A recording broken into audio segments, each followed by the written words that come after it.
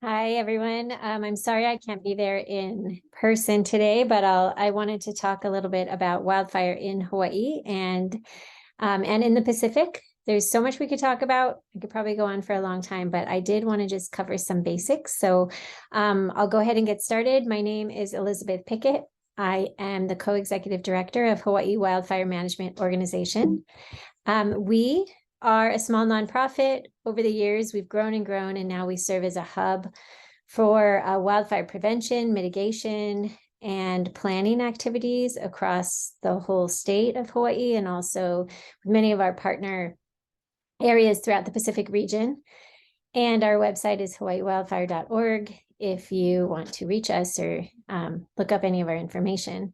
So I'm going to dive right in to our content. I'm aiming for a quick 10 minutes if possible here. So let's just frame up the situation for you so that it can provide some context on some of the threats that we're facing related to wildfire in Hawaii. So first off, plain and simple, Hawaii and the Pacific Island areas, many of them are burning, and it's because of people, our behaviors, our choices, and non-native grasses. And where those come together, it's a recipe for an issue. And that wildfire problem that we have is growing. And we know that because we've been able to track it and collect records and look at our patterns over time. And we can really see that we're having an increase in the number of fires that we're seeing and also in how big they get. And those have devastating consequences from Mauka to Makai. We have impacts to our air through dust after fire, through smoke. During fire, we have impacts to land in terms of burned areas, especially sensitive areas, sensitive habitats, and impacts to soil, which lead to erosion, which smothers coral reefs. So we have these whole Mauka to Makai literal flows of damage. And of course, impacts to our water through the decrease in water availability, the decrease in groundwater recharge because of the burned soil. And also, like I said, post-fire runoff and erosion ends up creating sedimentation in our nearshore areas. And these cause human health impacts and threats to lives and safety of firefighters, to communities, and to natural resources. So fire is a big deal. And even if our acre numbers are lower than the mainland, we actually have a significant wildfire issue. And we're all learning how to deal with it. So here are some images of the consequences and impacts I talked about. So you can see the smoke and dust after fire on the upper left. That was after the Mana Road fire. I took that from Kohala Mountain Road. You can see the consequences of post-fire and the after fire, everything is burned, significant rain events happen. And then it puts all of that topsoil right into our bays and nearshore waters. That was from a 2017 fire above Kauai High, I believe. And then that same area in Kauai High, in Pelikane Bay, you can see what the coral looks like, and the recovery has been long and slow and hard-earned, and there have been more fires and more sedimentation. So that said, just remembering what a healthy reef looks like and what it looks like after fire. And so the connection, Mauka to Makai, the connection between land, water, and air, it's all made really clear when we start talking about fire, about the connectivity and the need to address wildfire, prevent it, mitigate, and recover from it. So here's some just graphs and charts. You can see that when we look at the percentage of land area that burns every year, you can start with that. Looking on the left, you can see that on average, the percentage of our land area that burns across the state rivals the Western US. And that first set of analyses we did with Clay Charnick at University of Hawaii, we only had data up to 2011 or 2012 eventually, and we've only now started to really be able to update that, and that's after all the large fires in California and elsewhere. And you can see, second on the graph, I think you might be able to see my cursor here, on average, we are now still rivaling the Western US with their mega fires in terms of proportion, but those fires are off the charts. And then when you start to compare that across all the Pacific, you realize that actually Pacific Islands are really at risk, and not every single year, exceeds our worst years in the Western US, but some years do, and Hawaii is included in that. So our acre numbers, like I said, might be smaller than some of those mega fires, but the impacts, broad and long-lasting impacts across what is a large land area burning in Hawaii, is still a big deal.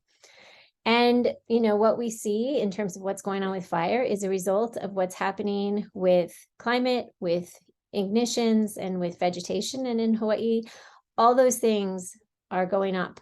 We have heavy rainfall followed by drought episodes, and we have increasing human-caused ignitions, and we have expansion of our grassland and savanna areas, which are the most fire-prone fields that we have here. And that, again, is just a recipe for wildfire. And so we really wanted to understand what the reasons, what the causes are behind that. And you can look at this graph and you can see that the light bars, the lighter gray, indicate ignitions per year.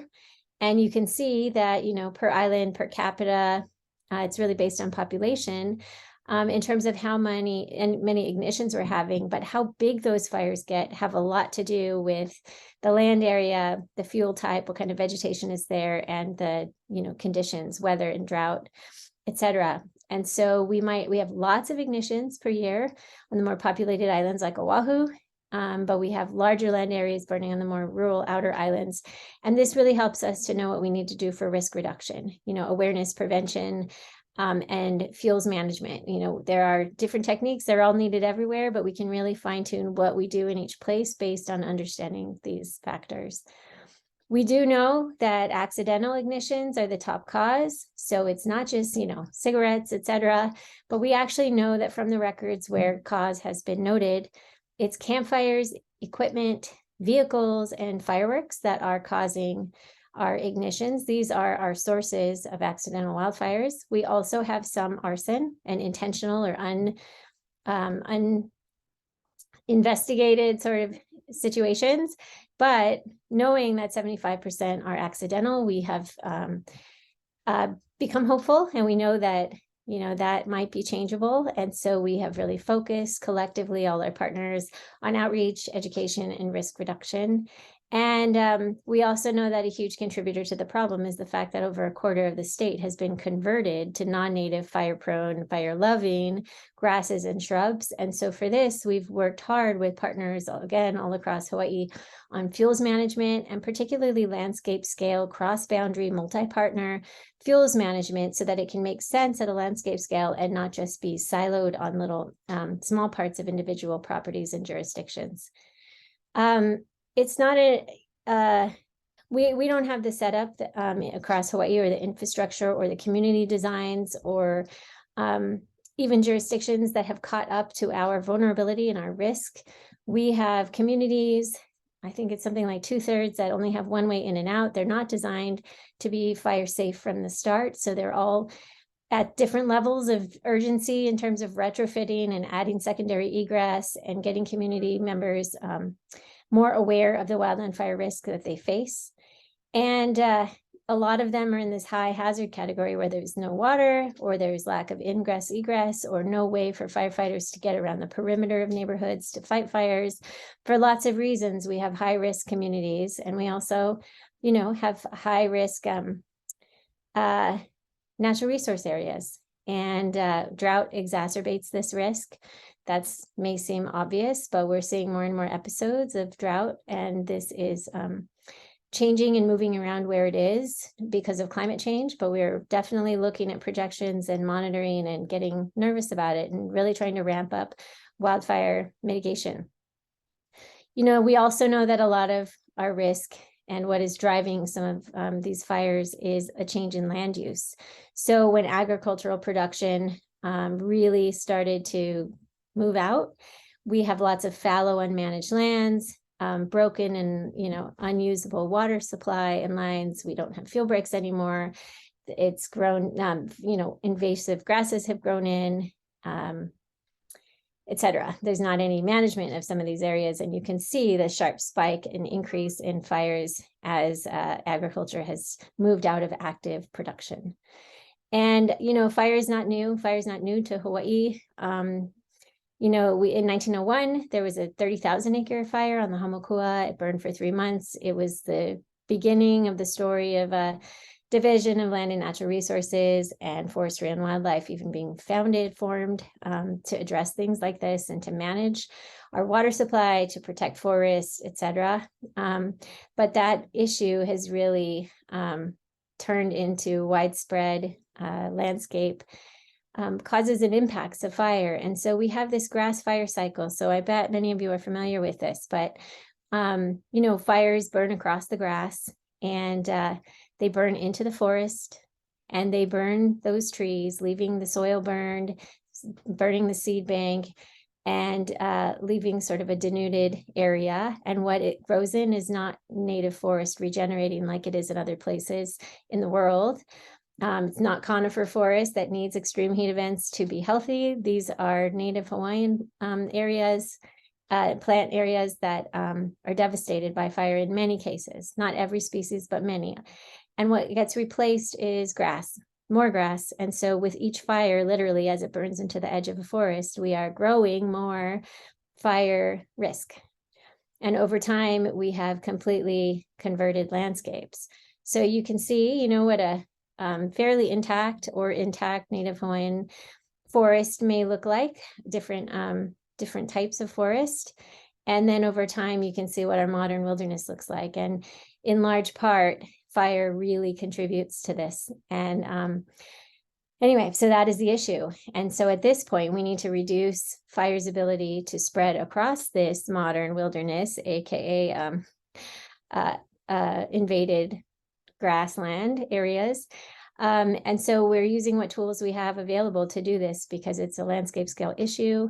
Contractors don't always just come back because it's really hard to weed whack and it grows right back. We're looking for all these different kinds of solutions to reduce our landscape's ability to ignite in the first place, to manage key areas, to reduce fire's ability to spread. So we are prioritizing sensitive areas, high risk areas, high ignition potential areas like roadsides and trail areas.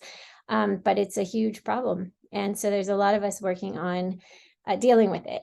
So I'll end with this slide just to indicate or to let you know that Hawaii has adopted the National Cohesive Wildland Fire Management Strategy, which was set forth as a strategy by players across the country to really work on all the parts that need to be concurrently addressed in order to improve our fire outcomes. So we want our communities and our built environments to be adapted to the fire risk. There's a lot going on in that realm. We, with the Division of Forestry and Wildlife, run the Firewise Communities program. So we have communities that are taking the lead in their own neighborhood areas to reduce risk, manage fuels, deal with their home and yard ignition issues that could happen, and to really generate awareness and activity and advocacy for all the other parts that need to happen. We are working with all of our fire agencies to optimize their operations for safe and effective wildfire suppression. And there's a lot going on in there. Each of these I could give a whole talk on. And then finally, we are working, our partners across the state, watershed partnerships, forestry and wildlife, lots of folks are ranchers, other kinds of land managers, farmers, everyone that we are working with at least is very aware of the wildfire issue. And there's just a lot of work going on to reduce fire risk, to manage vegetation, to manage fuels, to convert to less fire-prone species, to restore our landscapes, etc. But there's just the scale and scope of the problem is so large that we know that's going to take all of us. It's why we've adapted the cohesive strategy. There's a role for everyone to play, and there's a lot of work by a lot of good people trying to make all of this come together in the way it needs to for Hawaii, but we have a lot of catch-up work to do. So I hope that was helpful. It was kind of the quick and dirty. And if you have any questions, you can contact Hawaii Wildfire at any time. We have lots of, I forgot to mention that all of this is meant to be informed by the best available information, technology, and science. So, there's a collaborative effort to produce that science and to translate research into practitioner usable, friendly formats. And so we have our Pacific Fire Exchange program, And of course, if you're interested in the cohesive strategy, there's a national website you can go to learn more about that. So thank you very much for your attention to Wildfire and for attending today and gathering. And I'm so sorry I couldn't be there in person, but feel free to contact me at any time. Thank you so much. Bye.